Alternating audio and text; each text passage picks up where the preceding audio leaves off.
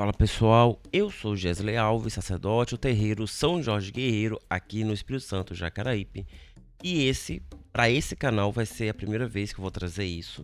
São reacts de livros, nada melhor do que reagir a livros. Eu fazia isso no outro canal, no Umbanda Pé no Chão, gostava, mas eu fazia de uma forma muito ruim. Então agora vamos tentar fazer de uma forma boa. Marquei direitinho alguns trechos do livro para a gente poder ler direitinho, bonitinho. E essa aqui é a coleção sobre África. Ó, nós temos África Banto, da Caterine, da Honda, da Christine. São três historiadoras, mestres em história. A invenção da África, também de outros. A gente vai fazer de todos esses. Só quero mostrar a coleção. Tem mais livros desses. Eu vou deixar aqui na descrição o link para esses livros. Você vai comprar na Amazon com muito desconto. Eu tô comprando de pouquinho a pouquinho, até porque são muitos livros. E esse aqui, eu acho que é o inicial da coleção África Banto, de 3500 a.C. até o presente.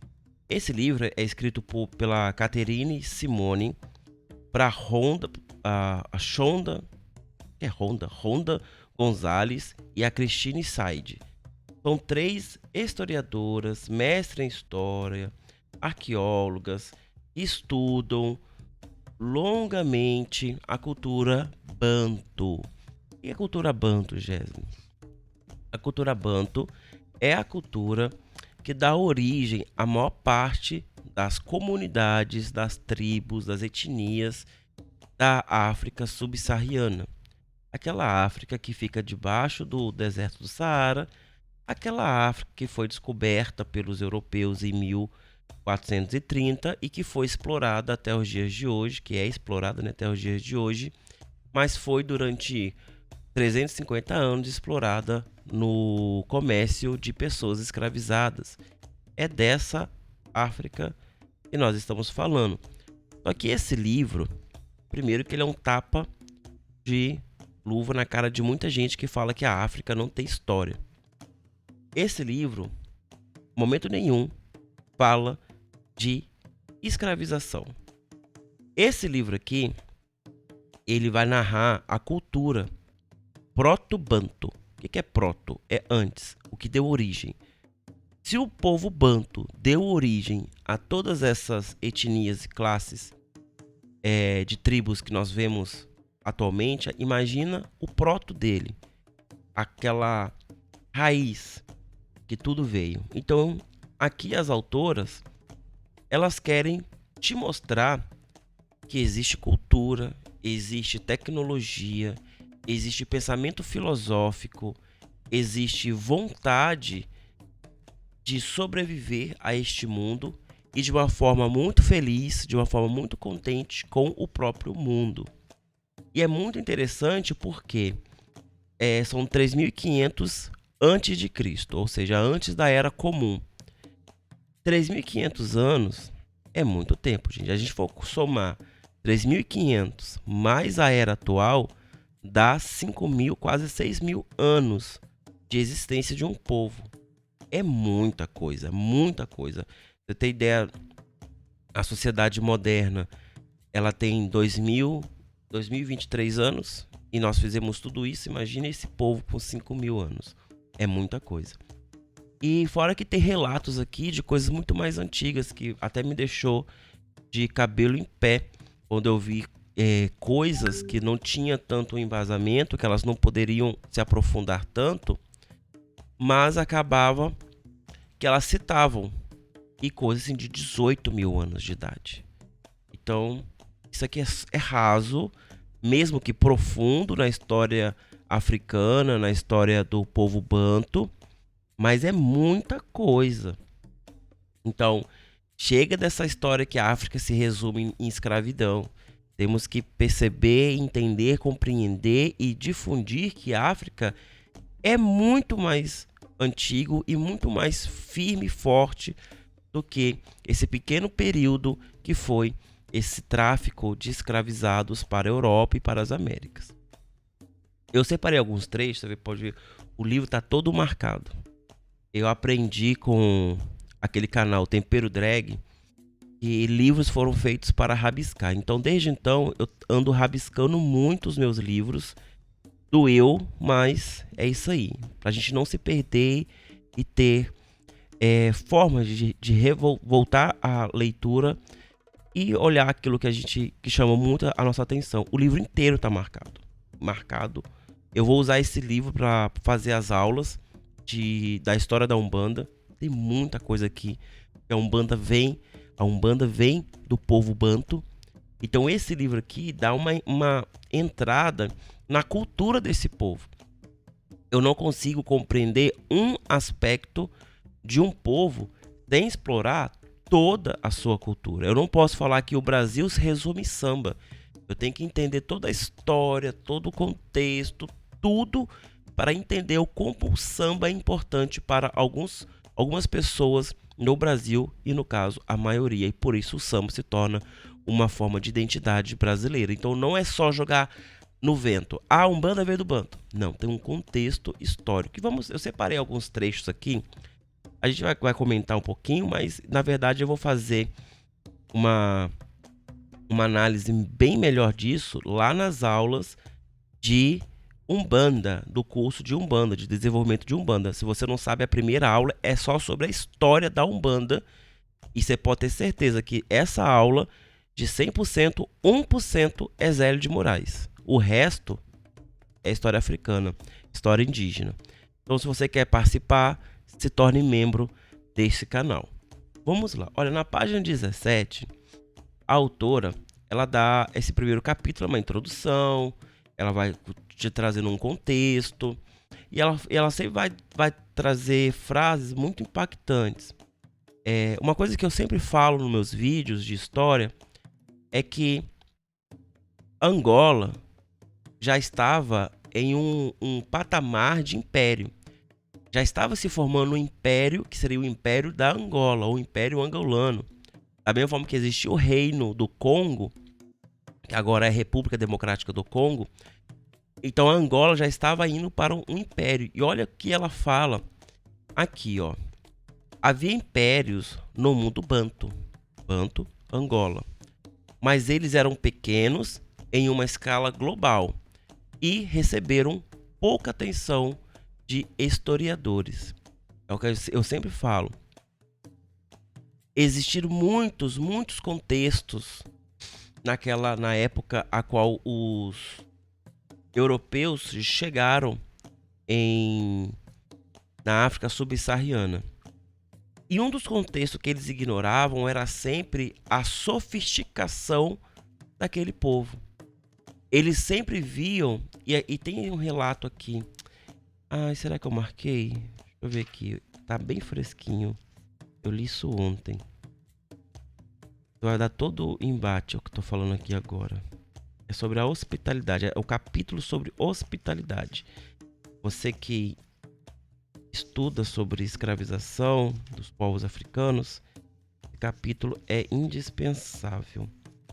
Você entende como foi a dinâmica deles aceitarem estrangeiros em sua terra. E basicamente foi a mesma coisa que aconteceu com os povos indígenas brasileiros aqui quando os portugueses chegaram.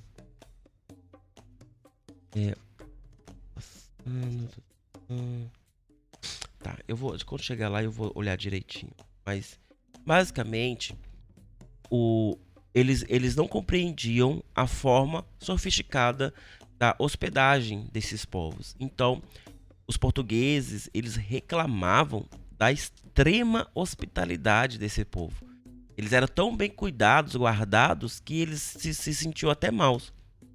Aí, o historiador lá da época, ele narra numa carta que apesar da sensação que eles estão sempre brigando entre eles, sempre há guerras entre eles, a hospedagem de todos os lados é muito generosa. Então não importa onde eles iam, como eles iam, qual lado que eles iam, eles sempre eram bem acolhidos pela comunidade ali. E isso fazia mal a eles. Por quê? Porque eles não estão acostumados com isso. Eles são um povo que só se aceitam, não aceita outro povo que seja diferente. Então, quando eles chegam nessa sociedade que aceita o diferente e quer absorver o diferente, eles se sentem coagidos. Mas vamos lá. Ó, na página 79, no capítulo A Tradição Oral como Evidência Histórica, deixa muito enfatizado aqui a historiadora a importância da tradição oral. E isso é importante porque todo o resgate que nós fazemos no Brasil vem da tradição oral. Ou você acha que os escravizados na senzala escreviam livros? Não, né? Então olha como é importante essa tradição para o povo banto, que foi a maior quantidade de pessoas escravizadas que vieram para o Brasil, era de povos banto. Então vamos lá, ó. As tradições orais influenciam o conhecimento que os pesquisadores extraem dos dados linguísticos e arqueológicos. As sociedades que melhor preservaram suas tradições orais, bem como histórias familiares, canções, fábulas, provérbios, mitos e testemunhos pessoais, muitas das vezes mantiveram relações com historiadores orais, profissionais e confiáveis. Atualmente conhecidos pela palavra francesa griot, que significa contador de história, eles foram responsáveis por registrar e contar, quando necessário, informações valiosas e historicamente relevantes com precisão. Aqui, no caso aqui, ela coloca a palavra griot, que é uma palavra francesa para contador de história. Só que para o banto, ela vai falar aqui depois, bem adiante no livro, que a palavra banto para isso é gan, que depois vai dar origem à palavra ogan, né, aqui no Brasil. Que gan é o contador de história, ou aquele que é como se fosse um trovador, um cantador, um poeta. Ele conta através dos seus poemas, das suas cantigas, as histórias daquele povo, e ele era muito respeitado por causa disso. O que ela fala aqui, que eles são tão fiéis ao que eles narram, ao que eles falam, é tão real, é tão certinho, que não muda nada de uma geração para outra, que é concordado entre eles na academia de história e de arqueologia, que eles são fonte, sim, de saberes para os estudos. Então, quando ela traz isso, só afirma a importância da oralidade, do conhecimento passado oralmente por essa comunidade, nessa comunidade banto, proto-banto. Então, quando ela entende que isso é tão importante para eles, que eles não negligenciam, eles não mudam, eles não diminuem a história, eles contam exatamente como eles observaram ou foi transmitido para eles, e se torna um fato. Essa pessoa se torna um livro vivo. Ela decora tudo. Tem um capítulo aqui só sobre isso, que é sobre rituais e iniciações, que fala sobre isso, que uma pessoa, para ela ingressar como especialista em uma certa área de convivência, ela tinha que decorar versos, ela tinha que decorar fábulas, ela tinha que decorar e transmitir isso como foi ensinado. E uma vez que ela repassa tudo, e não é uma ou duas, são 300, são 1000 fábulas. E a partir do momento que ela decora isso, ela consegue transmitir, e ela é provada, e ela comprova que ela consegue fazer isso, aí ela é dado ali a insígnia, né? O símbolo que coloca ela num status maior na sociedade. E isso é colocado pela historiadora como uma faculdade, uma especialização. 3.500 anos antes já existia um regime de ensinamento na Angola, na comunidade proto-banto, nessa África subsaariana, que separava os leigos e separava as pessoas que estão se especializando, separava os especialistas e separava os mestres. E existiam até sociedades secretas, não na conotação negativa, mas positiva, de guardar segredos muito forte, muito importante. E isso é muito interessante, porque é esse povo que aprende a respeitar a oralidade, que aprende a respeitar o conhecimento do próximo, que aprende a respeitar a hospitalidade, que vem para cá. E ele trazendo toda essa bagagem cultural, ele alimenta muito a cultura que vai surgir aqui, que seria essa cultura que nós temos atualmente. Não é à toa que a maior parte do que somos como brasileiro vem do povo banto, vem do povo angolano. Então vamos continuar. Aqui na página 105, no capítulo As Origens do Universo, o Criador, esse capítulo para mim, ó, é fantástico. E no finalzinho dele, ela coloca bem assim. Embora ela traz muitos nomes de deuses, concepções, traz uma biografia gigantesca para você pesquisar mais, porque eles não cultuam Deus como o Ocidente cultua. Tá? É completamente diferente e é muito melhor na minha concepção. Vamos lá, ó. Ele coloca bem assim.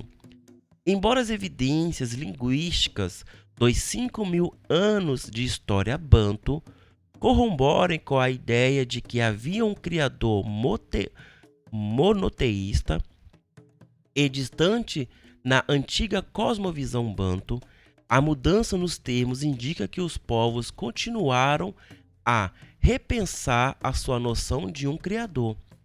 A história dos espíritos ancestrais e territoriais exemplificam a importância não apenas do criador abstrato, mas também das relações que conectam os reinos espirituais, etéreos, humanos e temporal. Se você não entendeu nada, é porque você está muito no Ocidente. Vem para a África Oriental, que é considerado África Oriental. Pensa só. Eles sempre imaginaram, sempre acreditaram que Deus, o Criador, no caso aqui, ela deixa muito bem claro que tem vários nomes, mas nesse período mais antigo era conhecido como Niambi, mas depois ele vai sendo resumido para Leza, L-E-Z-A. Eles sempre imaginaram que esse criador ele era único, monoteísta. Então, 6.000 anos atrás, até mesmo antes de Moisés, já existia essa coisa de pensar num Deus só, um monoteísmo. Só que esse Deus criador, ele é um arquiteto soberano, ele é intocável, ele tem tanta coisa para reger que não vai se importar com o seu comportamento, não vai se importar com a sua vida, não vai se importar com os seus afazeres. Esse Deus, ele é muito maior do que uma comunidade. Eles tinham essa concepção, eles não tinham essa coisa eurocêntrica de pensar que o homem está no centro de tudo e que Deus está em volta do homem, o corrigindo e o adorando. Não é homocentrismo e nem teocentrismo.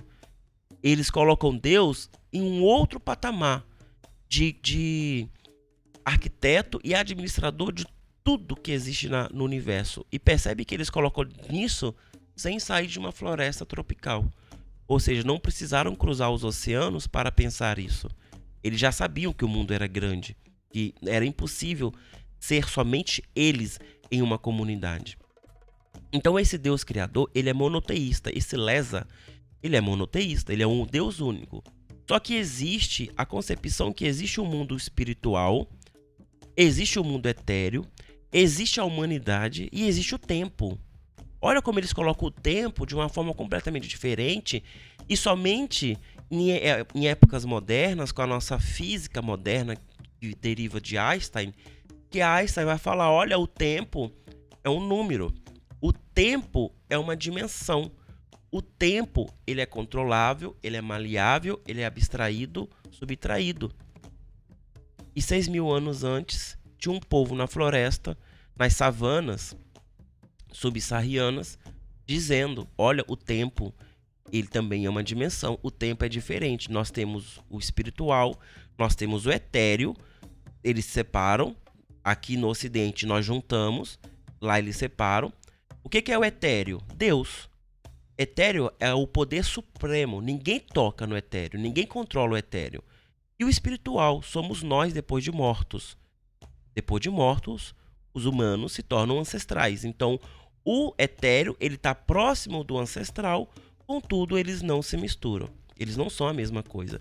E do outro lado, nós temos o terreno, que é o mundo físico, e o temporal, o tempo. Apesar do tempo e o terreno estarem próximos, eles não se misturam. Eles são coisas maleáveis e podem ser separadas. Isso é incrível, porque para quem estuda orixá, estuda as filosofias africanas para extrair conhecimento para o culto de orixá, entende que Egungun, Gun, Bumbi, Baba Egum são as únicas entidades, divindades, deidades que podem alterar o passado. Ou seja, o ancestral altera o tempo. Se o ancestral altera o tempo, quem altera o etéreo? O etéreo altera o quê aqui? Então nós somos etéreo. Eu sou um mini Deus. Eu sou um mini etéreo. Eu sou um micro universo. Enquanto ele é o macro universo. Ele é o etéreo. Eu sou micro etéreo. Se o ancestral espiritual ele altera o tempo, eu, terreno, altero o etéreo. Ou o etéreo altera o tempo. É uma concepção de espiritualidade completamente distinta. E a autora, ela deixa muito bem claro, as autoras, né, que essa concepção, ela não mudou. Mesmo absorvendo outras culturas com a sua hospitalidade generosa, o povo banto não altera de forma nenhuma a sua forma, a sua cosmovisão sobre Deus monoteísta, esse Lesa, não altera a importância da ancestralidade como intercessor a esse Deus. Então eles fazem culto aos espíritos para que os espíritos, estando mais próximo do etéreo, possa se comunicar com ele. E o espírito, estando mais perto do terreno, vai se comunicar conosco. Então, basicamente, era assim que eles viam o mundo e veem, porque isso ainda é aplicado na Umbanda. Só que, infelizmente, nós somos tão intoxicados com a questão do simplismo da Igreja Católica, do kardecismo, que nós não conseguimos nos aprofundar em filosofias muito mais profundas, que nos deram muito mais bases do que realmente utilizamos a Igreja Católica ou do kardecismo. E vamos continuar. Eu estou separando alguns textos assim, aleatórios, porque realmente o livro é gigantesco e basicamente está todo marcado, mas só alguns textos que eu achei mais interessante trazer nesse primeiro momento. Vamos lá, na página 120, deixa eu ver o nome do capítulo. No capítulo Patrilinhagens, que é uma outra coisa que eu queria muito trazer para vocês em outro momento, patrilinhagem e matrilinhagem, que é uma coisa que explodiu a minha cabeça também. Vamos lá, eles colocam uma coisa muito interessante. As comunidades de língua gogo consideravam que não podiam abandonar completamente as suas obrigações espirituais maternas, pois queriam legitimar a sua existência com seus antepassados e assegurar longevidade em contextos históricos cambiantes. O que isso significa? Esse gogo são algumas das comunidades que formam a etnia Banto. Não só eles, mas depois ela vai trazer outros exemplos de outras comunidades que mantiveram essa linha de raciocínio. Como eu falei anteriormente, não vamos abandonar a oralidade, não vamos abandonar a nossa forma de espiritualidade, a nossa forma de ancestralidade, para que a nossa saúde, a nossa longevidade permaneça. Nós vamos adotar tecnologia, língua, comportamento, alimentação, tudo. Mas isso aqui ninguém mexe, isso aqui é sagrado. E como isso era passado? Pela oralidade, de um para o outro, no processo de iniciação das pessoas na comunidade. E iniciação não é só religiosa, tem as iniciações sociais também. E ela completa assim, no final desse trecho.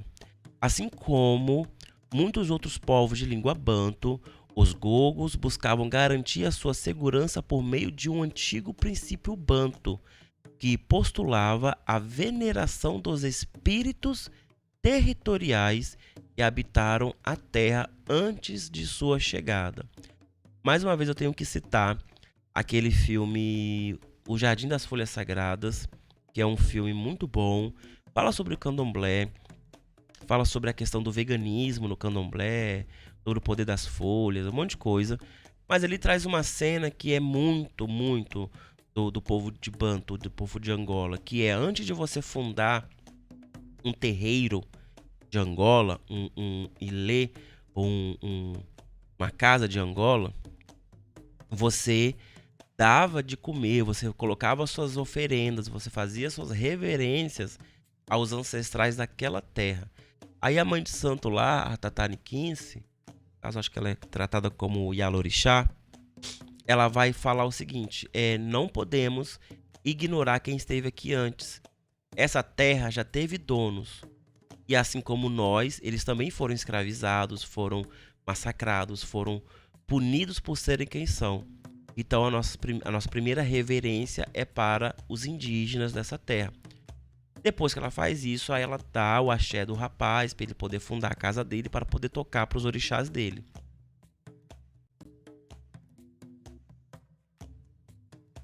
Então, isso mostra a importância do respeito ao poder ancestral daquela terra. Mas por que isso era importante para o povo banto? Entenda que eles eram nômades. No meu livro Quimbanda Antiga, eu vou citar sobre isso, a importância de ser nômade naquele momento. Então, por onde eles passavam, eles encontravam outros povos. Por isso que vem a hospitalidade deles, de não guerrear, mas sim se aproximar para que eles pudessem absorver a língua, a tecnologia, as informações, os rituais, tudo mais. Eles meio que agregavam todo tipo de conhecimento a eles. Por isso que eles chegaram muito longe como um povo, como uma etnia. Então, essa importância de você respeitar quem estava lá antes não é só territorial. Lembra dos 4 pilares? Não é só no terreno. Se é no terreno, então também é no espiritual. Então vamos respeitar também os espíritos que aqui estavam antes de nós. Então, essa questão de incorporar, de trazer esses espíritos à tona é do povo banto. E quem vai fundar o candomblé de Angola é o povo banto. Quem vai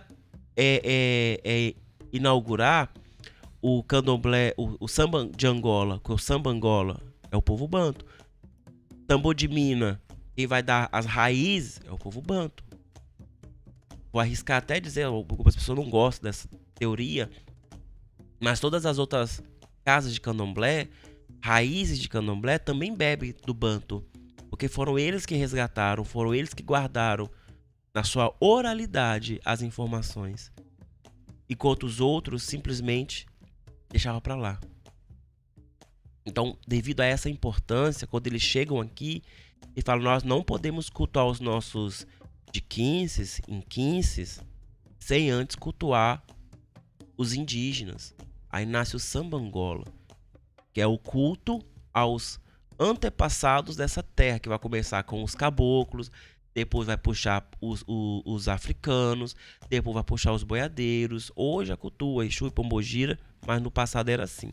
Olha como é interessante o estudo. Daqui é só uma curiosidade. Na página 156, aí tem assim aleatório. O termo samba, derivado do banto, é utilizado para denominar as principais danças associadas à iniciação feminina. Tá vendo como as palavras elas não são à toa? As palavras não surgem do nada. Há mais de 6.000 anos, essa palavra samba já é usado para designar alguma coisa. Tipo, samba Angola não é porque a gente pensa no samba do carnaval. Não é esse samba, é uma dança ritualística. Olha, agora é a dança ritualística de Angola, para a gente lembrar os antepassados de Angola. Quem Angola respeita vai dançar nesse momento. Aí vamos continuar. Na página 220, vamos ver aqui o nome do capítulo. Esculpindo Espíritos, Trabalho em Madeira. Esse capítulo é fantástico, porque fala das tecnologias e traz muita coisa assim que eu queria trazer mais. Ele fala sobre o barro e o ferro, que lembra muito a questão de Nanã e Ogum, que não tem nada a ver com o orixá, é uma questão muito mais cultural de um povo do que em si místico, espiritual. Mas compre o livro e leia. Vamos lá, na página 220. Ó, devido à crença de que os ancestrais podiam afetar o destino dos vivos, as esculturas de ancestrais eram extremamente importantes e os escultores muitas vezes produziam esculturas de pessoas influentes após o seu falecimento. O povo Congo de Angola e o da República Democrática do Congo modernas criavam retratos de antepassados que eram chamados de tumba. Vamos lá.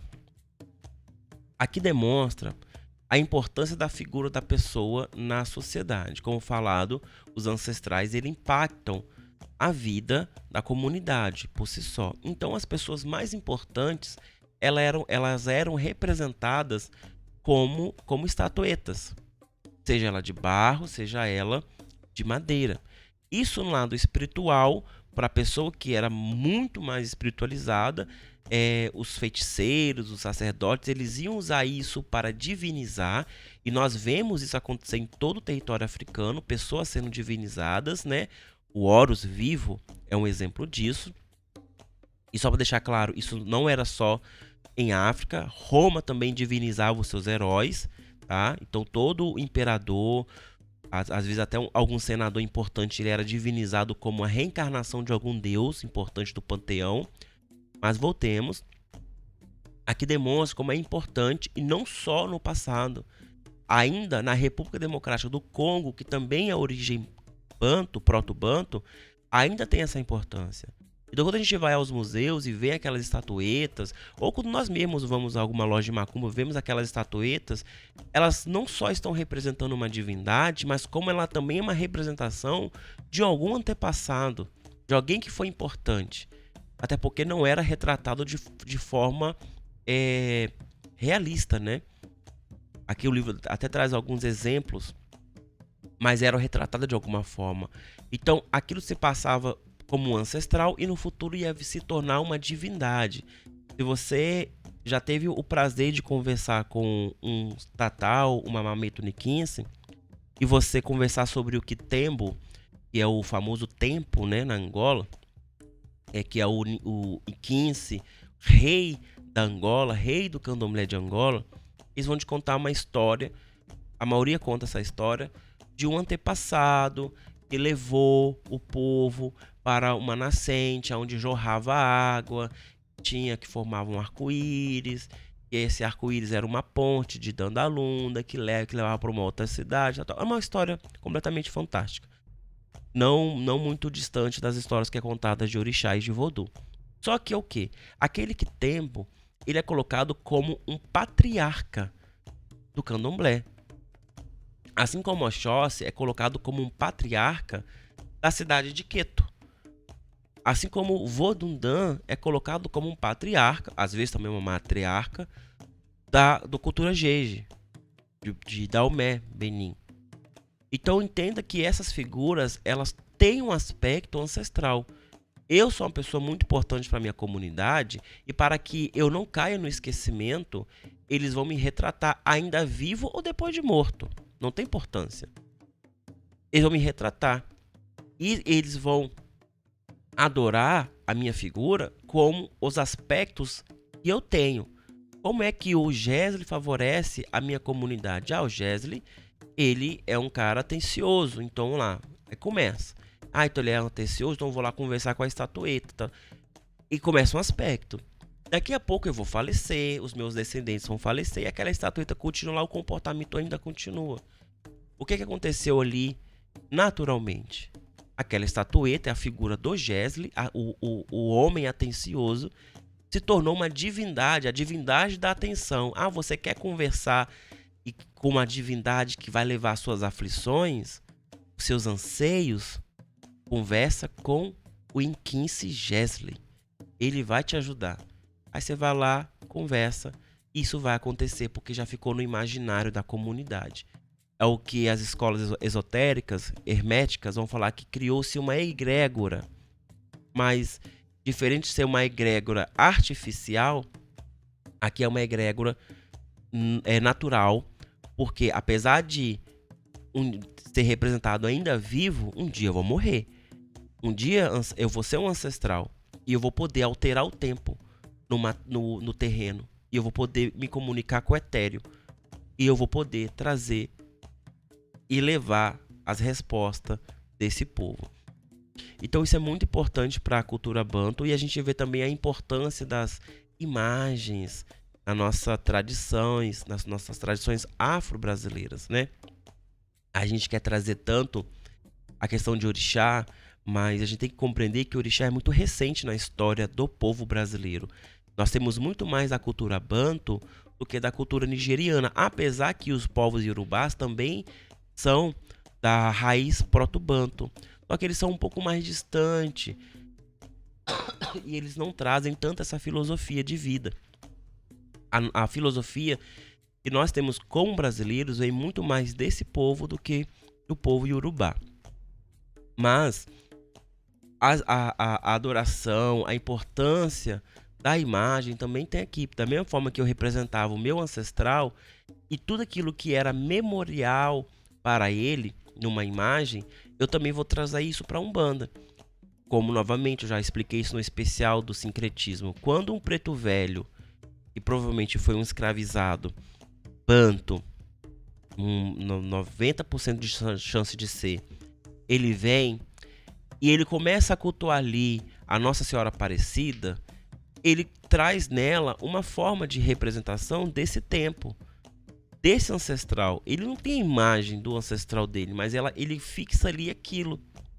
Ele tem essa necessidade, ele foi criado, educado para fixar a sua memória ancestral espiritual em imagens. Por isso que as imagens é importante. Não adianta forçar ele em um consenso, em um conceito ocidental de que imagens são erradas, porque lá em Êxodo Deus proíbe imagem. Esse Deus, essa Bíblia, essa concepção, essa filosofia, esse modo de vida nunca chegou para esse preto velho. Nunca chegou. Ele é oriental africano, subsaariano. Ele acredita que essas imagens representam sim os seus ancestrais. E como na ausência das imagens de seu tempo, ele vai se apegar nas imagens de outro tempo, de outras pessoas, por causa da hospitalidade banto, de acolher, adotar a sua cultura ao redor, que vem desse aspecto nômade. Então fica natural para ele, tudo bem, eu vou adotar aqui o São Jorge, mas eu sei que que o São Jorge não é o meu Vodum Nicose, mas eu vou adotar essa figura, porque é da comunidade que eu estou e eu vou rezar. Por isso que isso era feito de uma forma humilde. E de repente, por causa dessa humildade toda, eles foram escravizados, né? Mas não deixa de ser uma inocência deles, de um povo. E não devem ser criminalizados por isso. E sim quem o fez, não eles por terem acolhido os outros. E aqui veio o motivo porque eu comecei a ler esses livros. Como não só eu, mas outras pessoas da internet estamos cada vez mais resgatando, tentando tirar a Umbanda, a Quimbanda da fossa europeia que ela foi jogada. Desculpa aí o pessoal branco, mas não é sobre vocês, é sobre uma cultura. A gente está buscando informações em vários livros, forma de resgatar essa Umbanda, essa cultura, e colocar ela no trilho da história a qual foi tirada em 1908 pelo Zélio, ou pela comitiva que veio depois, não importa. Mas essa história foi sequestrada. Todos nós sabemos disso. Se você está aqui é porque você sabe disso, você concorda com isso. Eu vi esse trecho, outra pessoa comentando, falei, vou lá atrás para saber. Então vamos lá. É no capítulo, na página 244, no capítulo Honrando Antepassados. Observância religiosa como hospitalidade. E aqui a autora ela vai dar um exemplo de culto que acontecia lá. Aí ela coloca bem assim, tem todo um capítulo gigantesco, tá? Um monte de marcação, não vou ler tudo. Mas vamos lá, o trecho que eu queria e eu vou usar para muita coisa, ó.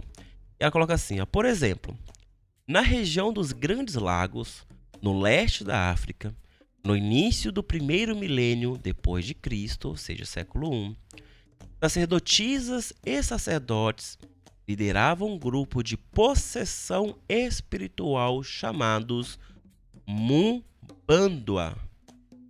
Os sacerdotes e sacerdotisas Mumbandua curavam aqueles que haviam sido possuídos, Mumbandua, por uma doença causada por um espírito. Então, esses sacerdotes e sacerdotisas, eles faziam esse culto chamado Mumbandua.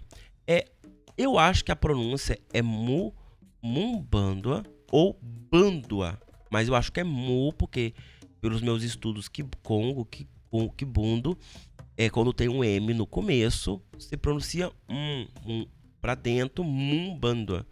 Então, deve ser essa pronúncia certa. E essas pessoas que são possuídas, elas são os Kubandua, que provavelmente eu não sei aqui dizer o porquê que tem essa mudança nas palavras. Ela não explica aqui, mas ela deixa o termo.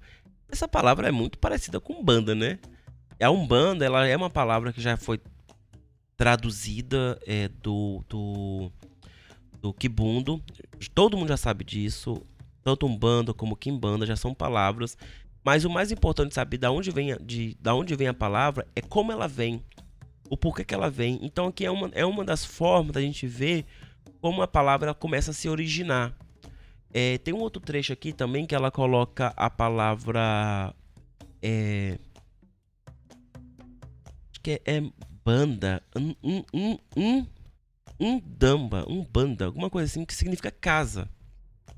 Então a gente vai não percebendo e ela vai fazer esse exercício o tempo todo no livro de como uma palavra ela vai nos surgindo e por que ela surge dessa forma. Por exemplo, se a palavra original pro termo desse culto é Umbanda, como é que ela vai se tornar Umbanda no futuro? Aí a autora, no caso, ela explica a etimologia da palavra segundo por onde esse povo passou. Então, em algum momento, claro que ela não explica isso aqui, porque o livro não é sobre Umbanda, mas em algum momento essa palavra, esse fenômeno de ser possuído por espíritos para tratar doenças espirituais, que é o fenômeno chamado Umbanda, isso foi replicado na senzala em algum momento e essa palavra foi alterada. Lembrando que haviam várias pessoas falando várias línguas de mesma raiz, do mesmo tronco linguístico, que é o tronco proto-banto, o tronco linguístico banto. Então, isso pode trazer algumas mudanças, como ter ou não ter esse M. Então, pode ser só Bandua, Banda, Umbandua, Ungranda, pode ser vários, porque vem da mesma origem. E essas palavras vão sendo repetidas até se formar Umbanda. É muito nítido isso aqui. Tem outros trechos também. A gente vai falar mais sobre isso, que eu vou trazer mais referências também, porque a gente não ficar somente no achismo aqui. Uma outra coisa muito importante que houveram muitos choques de cultura do povo indígena com o povo Bantu, quando eles começaram a chegar aqui em 1530. Vamos lá, olha, é muito interessante isso, na página 109. O termo Bantu mais antigo rastreável para matrilinhagem. Matrilinhagem basicamente nossa comunidade segue a cosmovisão da mulher, da matriarca. Então tudo é feito em volta do culto à mulher, enquanto a patrilinhagem é feito tudo em volta à questão do homem. Mas assim, os dois vivem juntos, mas quem é que manda na parada aqui, no caso, seria a mulher. Aí, no caso, que é o termo mais antigo, rastreável para matrilinhagem, ou seja, a importância da mulher na comunidade, é Cuca. Cuca. E o que que a Igreja Católica, no período do século XV, quando começa a exploração das Américas e começa o declínio do poder da Igreja, da Santa Inquisição, e começa o movimento da escravização negra e a cristianização daqueles povos, qual é o ponto fundamental para a Igreja Católica? Sempre demonizar a mulher. A mulher tem que ser demonizada. Tanto a mulher europeia quanto a africana, americana, não importa. Deus odeia as mulheres na visão do católico. Somente desse período. Então a mulher não poderia ter poder nenhum. Nenhum. Tanto que durante muito tempo, as mulheres viúvas não tinham direito a nada. O marido morria, elas eram jogadas na rua. Não importa quão rico o homem era. A mulher não herdava nada. Depois que as mulheres começaram a doar em vida os seus maridos vivos para a igreja, fazendo mosteiros e levando suas filhas para serem freiras, que a igreja começou a perceber que elas poderiam ser também grandes colaboradoras financeiramente. Aí as viúvas passaram a ser tratadas, tá? Então a mulher nunca foi respeitada pela Igreja Católica. E aí quando vem a Santa Inquisição, qual é o ponto primordial da Santa Inquisição? Queimar mulheres com acusações de bruxaria. Sem prova, sem nada. Vamos queimar mulheres, até porque todo mundo sabe que a melhor carne do churrasco é a carne feminina. Então, somente quando é muito bem passada numa fogueira que vai queimar durante toda a madrugada. Ela fica no ponto perfeito. Então, quando eles chegam nessa comunidade onde existe uma cultura matrilinear, é absurdo como uma comunidade inteira pode levar em considerações pensamentos femininos. O culto a uma mulher, que absurdo. E geralmente esse culto à mulher tem envolvimento sexual, tem a importância da menstruação, tem a importância do corpo feminino, a adoração das curvas femininas. Então tudo isso é um absurdo para o católico que quer colocar muita roupa na mulher, porque a mulher não pode ser vista, e criando vários pervertidos sexuais. Então, quando eles veem isso, temos que demonizar isso. Lógico. Então, quando esse povo começa a chegar no Brasil, onde a influência católica era muito mais forte do que nos territórios africanos nesse período, quando chega aqui e eles pegam essa palavra cuca, o que a cuca vira? Como é que você conhece a cuca no folclore brasileiro? O que é a cuca? É uma bruxa que come criança.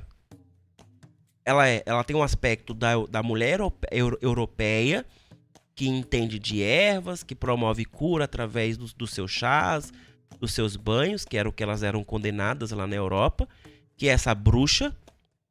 Geralmente é uma mulher feia, de aspectos rebeldes, cabelo, vive sozinha. Criaram todo um folclore em volta dela e pronto, coloca um nome que vai trazer a essa massa de escravizados que chega nesse território americano, sul-americano, que a importância que ele dá para essa mulher é a mesma importância que ele está dando a uma feiticeira cruel que come criança. Olha, essa mulher que você está dando muita importância, ela é uma cuca. Ela é uma feiticeira. Ela habita as florestas, ela come os animais, come a fazenda, come todo mundo. Cuidado com a cuca te pega daqui, te pega de lá. Então, olha como é terrível o choque cultural disso. Jess, mas a Cuca é um personagem indígena. Sim. Só que o nome verdadeiro dela não é Cuca. Eu não tenho aqui o nome verdadeiro. Tem um livro de contos indígenas, de Tupi. Eu vou fazer um especial sobre folclore alguns dias. Mas não é o nome verdadeiro da Cuca. Tanto que Cuca nem é da linguagem Tupi. Geralmente as palavras Tupi não têm essa fonética. Cuca, de repetir vogais, consoantes, assim, né? Cuca é muito fonético nada indígena. Geralmente são palavras mais fluídicas, as palavras de Tupi, Tupi-Guarani, Tupinambá, Tupiniquim, essa é, coluna de linguística dos povos Tupi, que habitavam a maior parte das comunidades aqui eram Tupi, não tem essa forma de palavra, mas os bantus tinham. Então as palavras Kikongo, Kibundo, Angola, são palavras muito repetitivas, é uma forma deles se comunicarem. Já os tupis aqui não. Então eles vão ter esse choque. Eles pegam a figura folclórica da bruxa da floresta, que na verdade nem é uma bruxa, ela mora assim na floresta, é uma guardiã da floresta, assim como o Curupira é. São filhos de Ayangá, o senhor da floresta durante a noite, o irmão gêmeo ou o contrapeso espiritual, divino do deus Tupã, luz, sombra. E eles pegam isso e demonizam também, como tudo que eles faziam, que era demonizar, mas principalmente sabendo que a matrilinhagem, que a figura feminina era muito importante para eles, para o povo banto, é claro que vai ser demonizado. Não vão deixar de forma nenhuma. A forma mais fácil de você escravizar um povo é mexendo com a sua cultura, com a sua inteligência como sociedade, rompendo as estruturas. Por que você acha que eles ainda insistem em tentar nos colocar uns contra os outros? Preto contra preto, gay contra gay, mulher contra mulher, homem contra homem, porque divididos nós somos manipuláveis. É eles que fazem isso. E para finalizar, quem comprou meu livro Quimbanda Antiga, e eu já recebi essa crítica, mas da onde você tirou isso? Sei lá o que, sei lá o que. Então, olha só. Página 106. Qual é o nome do capítulo? Vamos lá.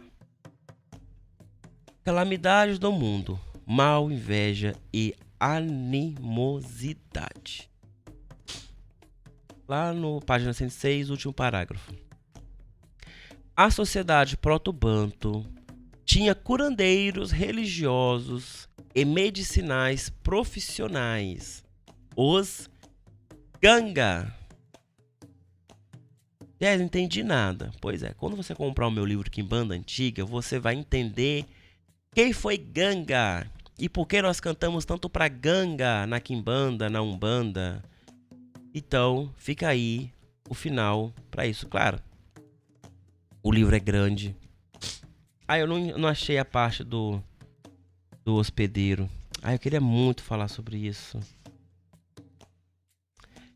Esse livro é gigantesco. Eu li, não foi fácil a leitura, porque não é um livro de historinha, tá, gente? Não vai ter contos sobre o povo.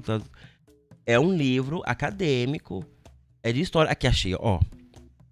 O capítulo é na página 247. O capítulo é Através dos Mares, Estrangeiros Não Africanos, porque o capítulo inteiro fala sobre a hospitalidade do povo proto-banto, do povo banto. Aí tem esse capítulozinho aqui. Aí vamos lá. 400 anos após a chegada dos portugueses católicos no centro-oeste da África, viajantes europeus e missionários cristãos ao leste da África Central, no final do século XIX e início do século XX, como João Frederick Elton, Joseph Thompson e Edward Coate Rory, se queixaram da hospitalidade excessiva da região como um obstáculo às suas expedições e objetivos. Thompson declarou que, apesar das percepções europeias de que os africanos estavam constantemente em guerra entre si e com pessoas de fora, em quase todos os lugares eu fui recebido com genuína hospitalidade e cordialidade. Assim, claro que tem muito mais informações, né? Aqui ele explica o porquê dessa hospitalidade, né? Elas explicam, né? Porque são 3 historiadoras. Cara, mas ao ponto de você reclamar Que a intenção era que tivesse o motivo, né? Porque pro covarde é assim: eu te xingo, eu te bato. Geralmente o covarde te xinga, te xinga, te xinga, te humilha, te humilha, te humilha. Aí o seu sangue sobe pra cabeça, você dá um tapa na cara dessa pessoa. Pronto. Ela queria isso. Agora ela é a vítima. Você a agrediu. A história vai ser contada a partir desse tapa. E não de toda a agressão que foi feita antes. Isso é uma tática muito covarde. Isso sempre foi feita através desses países imperialistas. Geralmente Alemanha, França, Inglaterra, todo o Reino Unido, né? E também agora os Estados Unidos fazem muito isso. Eles atacam todo mundo. Mas quando eles são atacados o mínimo possível, pronto, a guerra vai ser instalada.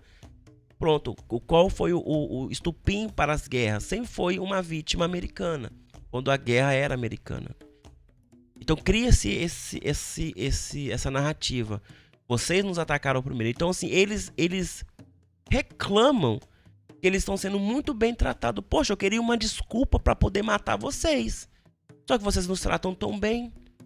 Queria uma desculpa para poder escravizar vocês, mas vocês me tratam tão bem que eu não consigo fazer isso. Ele reclama do excesso de hospitalidade. Ele estava esperando um povo que estava em constante guerra entre si e com os de fora.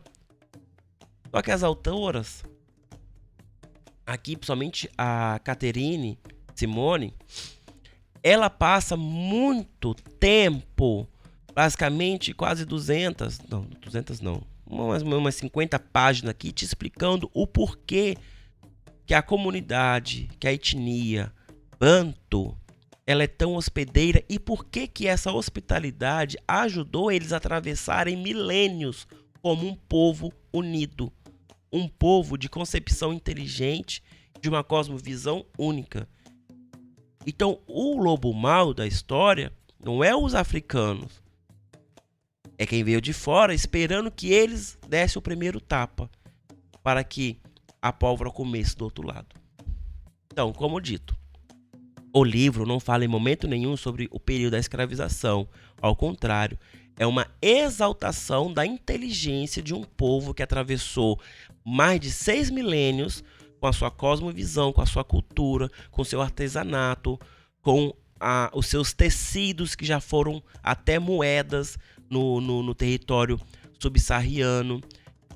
Os seus tecidos comparado à seda chinesa, as suas louças comparados às louças chinesas, que a gente conhece, sabe muito bem que são realmente muito finas, muito lindas, muito delicadas. Então, como esse povo da floresta tropical, ali, Banto, que durante todo o nosso estudo com o brasileiro é colocado como um povo inferior, como se nunca existisse antes de 1500, e do nada eles pedem tudo isso. Então, assim, para você que é preto, para você que gosta de narrativas importantes africanas, para você que também não pode não ser preto, mas você tem um coração batendo no seu peito e você sabe que foi extremamente injusto, é injusto o que a sociedade faz por nós, esse livro é fundamental.